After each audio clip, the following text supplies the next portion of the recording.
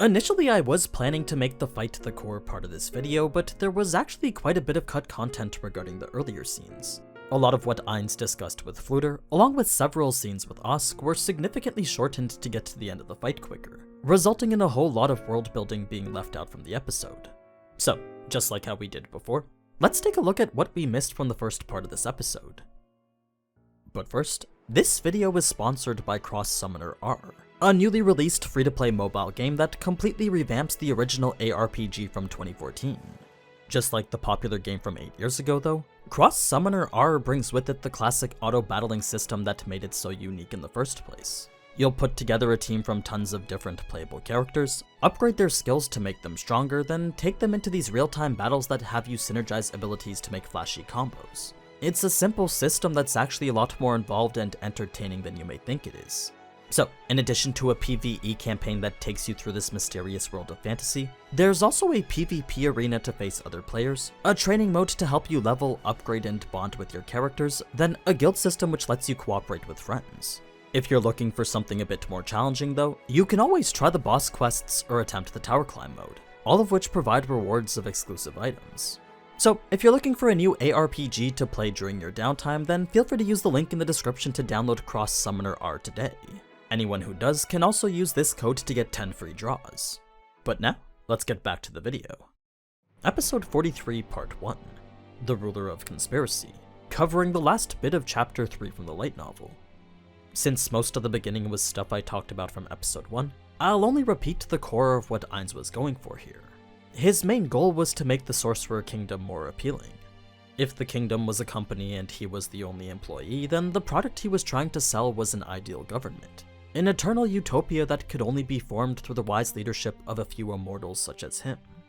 That being the case, the main question that came with it was who would want this? Who would this type of society appeal to, and how would he go about letting them know that he could provide it? That was the core challenge which had led Ainz to end up in the Empire. So, as we see him arrive in the carriage with Ainzak, there was quite a lot on his mind regarding the stark contrast between his people and the Empire's. There was a very clear liveliness here that Arental just didn't possess anymore. It was only natural considering the ruler they'd just become subjected to, but Panito Moe's teachings had made Ainz look deeper into it. He had begun to contemplate some strategy tips his old guildmate had left with him.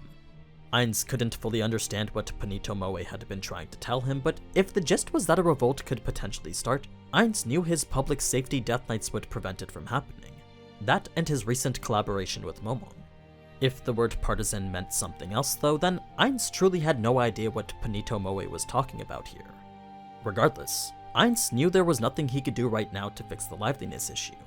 Perhaps if the population increased, the kingdom would become more energetic, but that wouldn't happen until he absorbed more cities. That or a potential plan of suggesting Albedo to give birth and multiply. In any case, Ainz's main plan was to absorb the guild as an organ of the state. He would make them work for him, gather human adventurers to populate it willingly, then incorporate the lizardmen and other races afterwards. That was the ideal outcome to this plan he was trying to implement. What Ainzak had recommended to make it easier though was to first build the scaffolding behind his organization, then fill it with the people he wanted to join it. The only problem with that was that even if he did build the facilities which made this institution what it was, it would likely just end up being too big or too small. There was no telling how many or how little people would be interested in it. So, part of the reason for this whole recruitment test was to actually see just how many people would want to join him. That way he could have a better idea of what was needed to support them. Now, a quick thing to note about the monster driving Ainz's carriage is that this was a paid-for summon called Hanzo. It was a level 80 ninja humanoid known for its counter-stealth abilities. So, if there was ever a secret operation Ainz wanted discovered, the Hanzo was the perfect monster to find it. Alongside the same class and level range, there was also the Kashin Koji who specialized in illusion, the Fuma who were skilled at unarmed combat, then the Tobikato who excelled at armed combat. These were the ninja that Ainz could summon to be at his disposal. Fast forward to when Ainz was outside Osk's house, and that's when we learn a bit more about what he offers as a promoter. You see, in addition to having Gogin fight other warriors, Osk would also have shows in which adventurers fight monsters, mostly undead since the cost of maintaining them was 0. When Ainzak had told him that that's what Osk did though, he was a little worried Ainz would become offended by it. I mean, to him, both Ainz and the lesser undead were one and the same. Despite there being many races of undead throughout the world, Ainzak was under the perception that Ainz treated all of them as one of his own. So, after hearing this slight misconception, Ainz went on to clear things up by saying he was an Overlord, a type of undead superior to all the others and one that he was sure no person had ever heard about. Reason being that the weakest type of Overlord was level 80, each of which could wreak havoc on a scale no nation could ever hope to deal with. There was the Overlord Wise Men who excelled at magic, Overlord Chronomasters who could manipulate time, then Overlord Generals who led massive armies of powerful undead, all of which were sure to have caused a notable historic impact if they existed before. Because no stories of them existed though, that meant that they likely have never come around before, making Ainz the first to make his impact on history. And luckily for humanity, Ainz was an Overlord who understood the value of humanity. If there ever came one who possessed a hatred for anything living, then you can best believe that the Cuts Plain Massacre would just be a starting point. That's why it was best for everyone to consider Ainz an exception to undead, an Overlord who didn't kill unless there was a reason to. Now, a funny thing about Ainz's interaction with Ainzak was that Ainz didn't particularly enjoy bossing him around like this. You see, as a person coming from a seniority-based society, the act of ordering an elder around just didn't seem right. Sure, Ainzak was just a lowly human, but as a visibly loyal subject who was older than Suzuki Satoru, Ainz began to realize why so many people didn't like having subordinates who were older than them. So, that being the case, Ainz felt it was necessary to give him some sort of reward. It was only fair that a worker like him be compensated for the work he was doing. The only problem, though, was that Ainz had no idea what or even how much to give him. There was a significant lack of knowledge when it came to aspects like this which related to human society. Now, moving on to Ainz's meeting with Fluder, and that's when we get to one of the more significant portions of cut content. Both this and the following meeting with Osk were significantly shortened to make room for the fight. That's the reason why I split this into 2 videos. So, the first thing to point out about this meeting was that Ainz had actually been putting it off for some time now. He was avoiding Fluder since he didn't have any idea on how he was going to pay him. Since Fluder had requested to learn a bit of Ainz's magic knowledge, there was very little Ainz could share that would actually be worth his time, mainly because Ainz had no idea how it worked himself. So, no matter how much Fluder begged to be taught by him, the system behind this world's magic would remain an absolute mystery to him. Perhaps he could experiment and use Wish Upon a Star to get some answers, but Ainz wasn't sure that that would even work here. Not to mention that the multiple levels required to use it was far too much to gamble on. So, with no other option than to just wing it, Ainz visited Fluder with the hopes of satisfying him with the book. But not before first confirming that everything was secure. What I mean is that both Fluder and Ainz took their counterintelligence measures very seriously. Not only were passwords required for messages, but Ainz had even felt it necessary to have something that obstructs teleportation and detection. They were spells that seemed like basic necessities to Ainz, but definitely not so much to those who were limited by knowledge like Fluder. If you're not Ainz and can only possess less than 100 spells, then detection and intelligence ones would certainly be less priority than attack and defense ones. It was a key limitation to Fluder that Ainz was forgetting to consider here. So, what Ainz had done to make up for it was provide an obstruct detection item that would do all the counterintelligence for him. It was one of the many anti-PKing precautions he felt necessary before teleporting, especially since post-teleportation was one of the most likely times to be targeted. Now, despite Ainz feeling bad for having poached Fluder from Jerkniv, he didn't regret it since he knew it was the best course of action for Nazarick. You see, no matter how cruel or wicked an act was, so long as it was for the betterment of the Sorcerer Kingdom and its people, Ainz would always be certain it was the correct one. It's not like he had anything against Jerkniv, but if Jerkniv's unhappiness would make the Sorcerer Kingdom thrive, then Ainz had no problem making him miserable. Don't get me wrong though, Ainz truly looked up to Jerkniv as a model emperor. He was a dear friend Ainz hoped would work with him to bring mutual prosperity, a feeling that developed after having spied on him so much. So, that being the case, in exchange for poaching the Empire's greatest magic caster, Ainz had made sure no one from his army got hurt during the massacre. It was the least he could do as a gesture of kindness. Now, considering that Fluder's cover had been blown, Ainz felt that there was sufficient cause to worry for his safety. It was a natural sentiment that Fluder considered to be monumental. While Ainz saw it as completely normal to contemplate, Fluder was actually getting emotional over it. He was being far too overzealous for Ainz to handle right now, much to the point that it was making him rather uncomfortable. Regardless, the obvious thing to do now was to bring Fluder over to Nazarick. Sure, Jerkniv may not have sent anyone to kill him just yet, but it was only a matter of time until the full extent of his betrayal would be revealed to him. So, before that could happen, Ainz knew he needed to extract Fluder and find him a role in Nazarick. Something like a magical researcher would probably be best for him. The only caveat with that was that any magic developed within the Sorcerer Kingdom would remain confidential to Ainz and those close to him. No fame would be received for any of his discoveries. When Fluder had gone to quickly accept these conditions, Ainz couldn't help but be wary of how cooperative he was.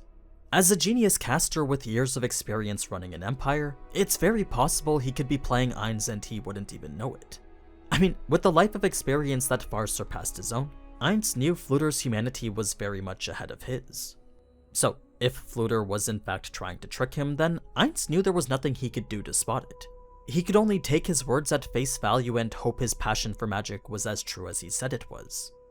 Now, when it came to the Book of the Dead, all this was a random collection of arcane gibberish and occultic buzzwords.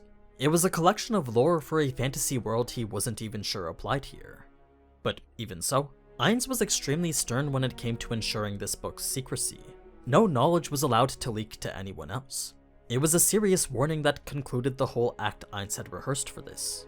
This isn't something they showed in the anime, but Ainz had actually spent 10 hours practicing his acting and voice exercises just for moments like this. It was also he could portray the role of a commanding ruler more effectively.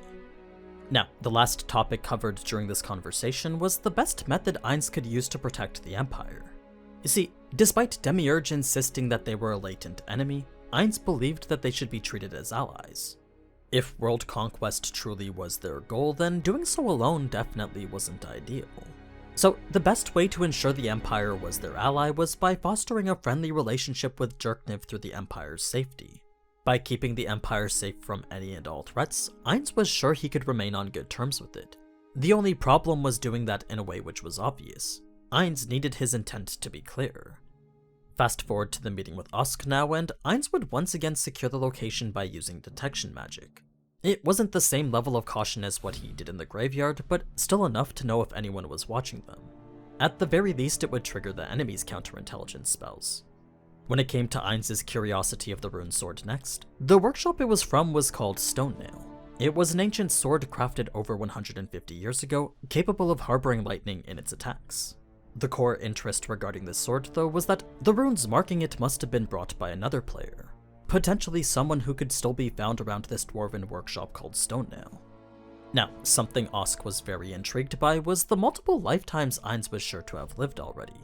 You see, as a collector of weapons from all across the ages, Osk was sure Ainz possessed an ancient feud that even he knew nothing about. Of course, Ainz wasn't going to tell them that he was actually the youngest in the room, so instead he just stuck to the character he'd been roleplaying the entire time. A sorcerer king who lacked knowledge of the current world, only because he'd been locked up doing magical research for who knows how long. That being the case, it was only natural Ainz confirm Osk's assumption, leading Osk to offer up to 3 times the market price for any weapon he was willing to sell to him. As enticing as that offer was though, Ainz knew he couldn't just hand over his weapons that easily. Sure, the money would definitely help with how broke he was, but as a ruler of a nation, money shouldn't be of that much interest to him. So, what Ainz did instead was demonstrate how he was willing to part with them. He had taken an exquisite-looking dagger out of his inventory, then handed it to Ainzak as a reward for his services. The dagger wasn't anything particularly special, but in the eyes of Osk and Ainzak, it was one of the greatest daggers they'd ever seen. It was a taste of the rewards Ainz was willing to give should people come and join his country. Now, I'm gonna skip past the whole discussion regarding the Martial King because that's something that's more fitting for the next video. Instead, we'll finish things off by talking about Osk's post-meeting roundup with his bunny maid. As a rabbit man that went by the name of Headhunter Rabbit, he was a rare species of demi-human that came from a place farther east than even the city-state alliance. And he did in fact have a valid reason for wearing this maid outfit. Mainly it was so his opponents would end up underestimating him, but there was also the added benefit of people not attacking his crotch region. Those were the only 2 reasons he wore this. It wasn't because he liked it or because he thought it cute, but simply because it was useful in combat. As for his position here, Osk had paid him more than anyone to be his warrior assassin. His work as an orichalcum level swordsman and escort had caught the attention of Osk back when he was in a little bit of trouble. Trouble he now remained free of ever since Headhunter Rabbit was hired. With regards to his opinion of Ainz, there was an interesting assumption Headhunter Rabbit had made with regards to his race. You see, knowing that this world was filled with strong races and weak races, Headhunter Rabbit felt that Ainz was one of the strong ones. He was nothing like the humans who didn't have special powers or hard armor protecting them, but instead much more like the dragons who were naturally powerful due to their hard scales, sharp claws, and elemental breath. They were a species of monster that didn't need to train in order to be strong. So that's what Headhunter Rabbit felt that Ainz was like. He certainly didn't walk with the presence of a powerful warrior, but the aura he gave off was similar to that of the Martial King. He was a presence Headhunter Rabbit just wanted to run away from. When Headhunter Rabbit returned the question to Osk, Osk found Ainz to possess charisma. Not only was he able to make Ainzak work for him willingly, but Osk could tell Ainz knew that he was the strongest. There was an extreme level of confidence that Ainz very clearly carried around with him. Ainz may not have done this intentionally, but it had made Osk think that he was an expert at negotiations for it. At the very least, he believed Ainz to be at the same level as their emperor. But yeah, that's pretty much it for the first half of this episode. I know I'm a little bit behind, but I promise I'll catch up within the next few weeks. I'm planning to pump out these videos once every 3 days now. Until then though, be sure to subscribe and check out the Succubate merch. But as always, thank you so much for watching, and if you enjoyed this type of anime content, then you already know what to do.